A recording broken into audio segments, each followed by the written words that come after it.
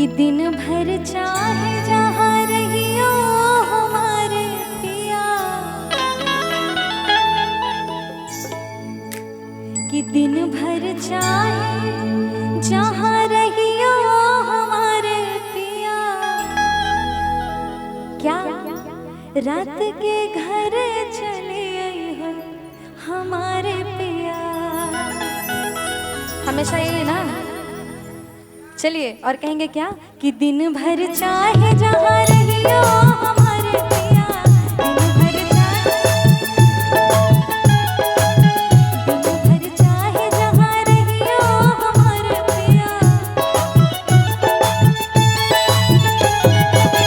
रात के घर चले आइयो हमारे पिया, रात के घर चले आइयो हमारे पिया, रात के घर चले आइयो हमारे पिया।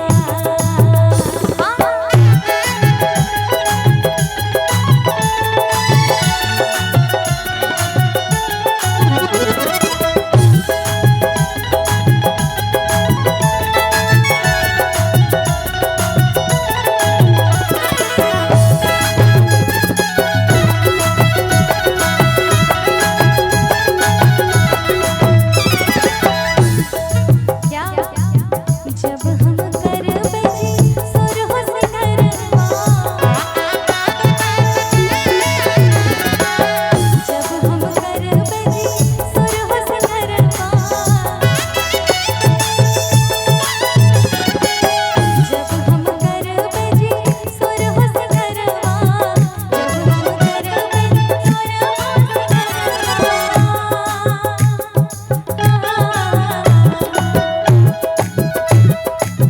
एक मिनट, क्या कि जब हम कर बजी सुरहो सिंगरवा,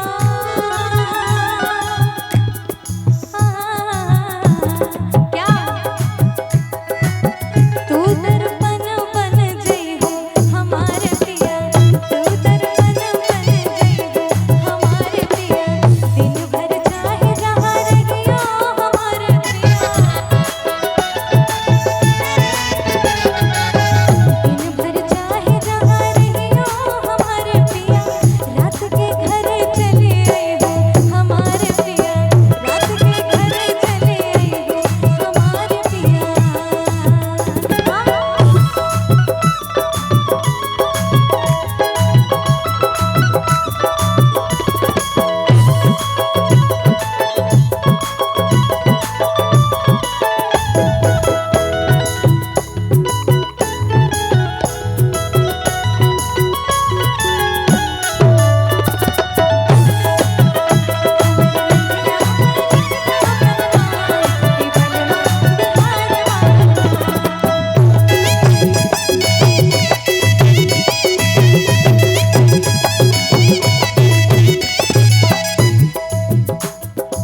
अच्छा है जो तालियां बजा रही है, एकदम ये जो है ना इनडायरेक्टली अपने पतियों को एकदम धमकी है ये बात की कि बिल्कुल ऐसा ही होना चाहिए। जब भी कहीं जाओ बिल्कुल सही समय पे आ जाओ। और ये समझाने का भी बड़ा अच्छा तरीका है कि जब हम करवे जी सुरहो सिंगरवा, तू दर्पण बन जई हो हमारे पिया। क्योंकि जब शादी होती है ना लड़कियों की, तो वो हमेशा अपने पति की नजरों में ही अपने आप को देखना चाहती हैं, है ना। क्या जब हम कर बजी सुरहो सिंगरवा, जब हम कर बजी सुरहो सिंगरवा, जब हम कर बजी सुरहो सिंगरवा, जब हम कर बजी सुरहो सिंगरवा।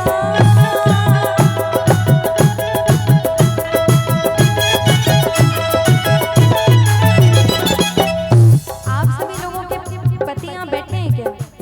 नहीं बैठे हैं? छोड़ दिया आप लोगों को ऐसे ही? तो क्यों छोड़ा है भाई? थोड़ी थोड़ी झूमने के लिए ना।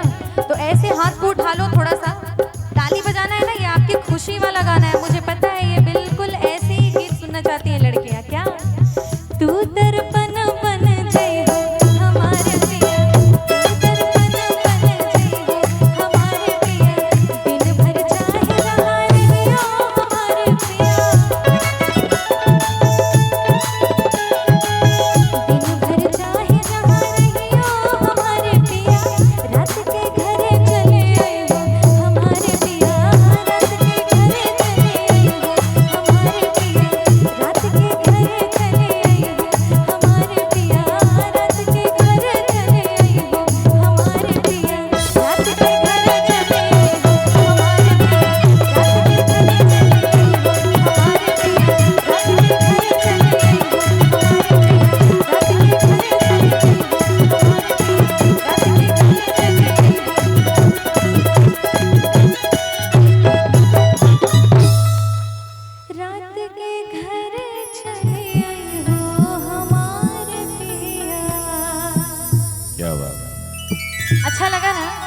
ऐसे ऐसे गीत बहुत अच्छा लगता है ना जब फैमिली के साथ बैठकर सुनते हैं।